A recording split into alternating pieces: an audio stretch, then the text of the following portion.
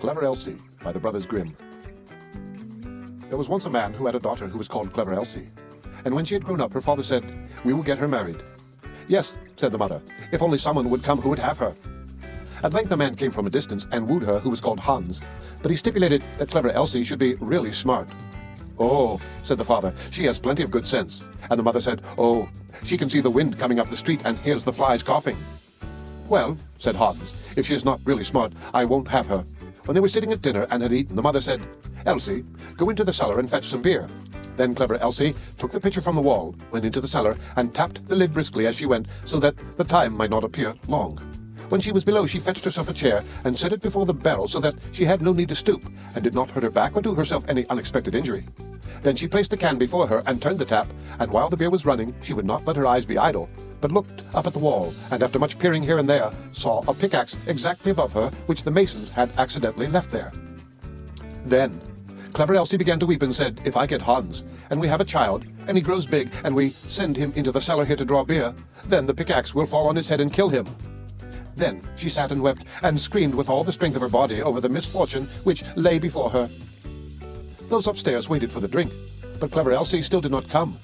Then the woman said to the servant, "Just go down into the cellar and see where Elsie is." The maid went and found her sitting in front of the barrel, screaming loudly. "Elsie, why do you weep?" asked the maid. "Ah," she answered, "have I not reason to weep?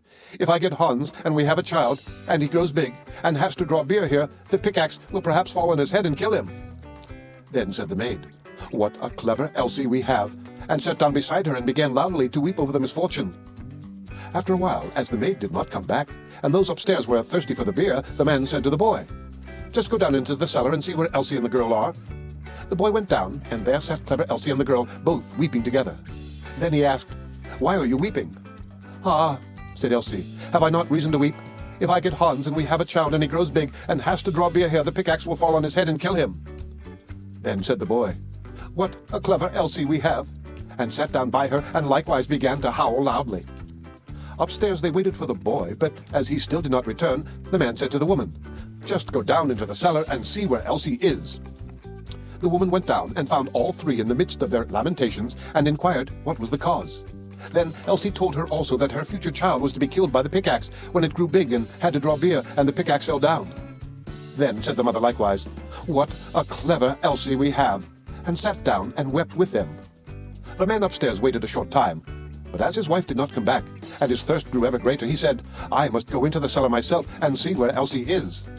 But when he got into the cellar, and they were all sitting together crying, and he heard the reason, and that Elsie might perhaps bring one into the world some day, and that he might be killed by the pickaxe if he should happen to be sitting beneath it drawing beer just at the very time when it fell down, he cried, "Oh, what a clever Elsie," and sat down and likewise wept with them. The bridegroom stayed upstairs alone for a long time. Then, as no one would come back, he thought, "They must be waiting for me below. I too must go there and see what they are about." When he got down, the five of them were sitting, screaming and lamenting quite piteously, each outdoing the other. "What misfortune has happened then?" asked he. "Ah, dear Hans," said Elsie, "if we marry each other and have a child, and he is big, and we perhaps send him here to draw something to drink, then the pickaxe which has been left up there might dash his brains out if it were to fall down, so have we not reason to weep?" "Come," said Hans, "more understanding than that is not needed for my household. As you're such a clever Elsie, I will have you," and seized her hand, took her upstairs with him, and married her. After Hans had had her some time, he said, "Wife, I am going out to work and earn some money for us. Go into the field and cut the corn, that we may have some bread." "Yes, dear Hans, I will do that." After Hans had gone away, she cooked herself some good broth, and took it into the field with her. When she came to the field, she said to herself, "What shall I do first? Shall I cut first, or shall I eat first? Oh, I will eat first."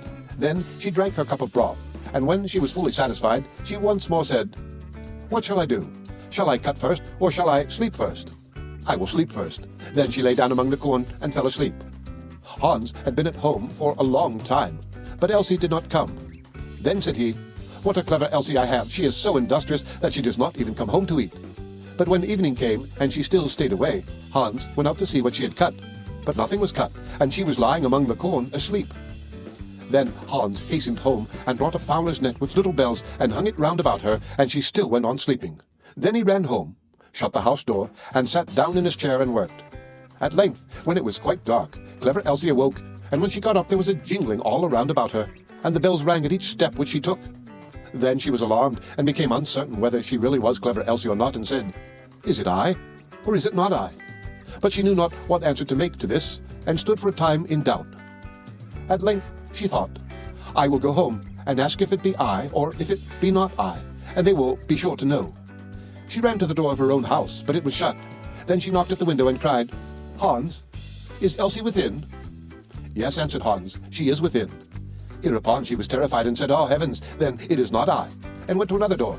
But when the people heard the jingling of the bells, they would not open it, and she could get in nowhere. Then she ran out of the village, and no one has seen her since.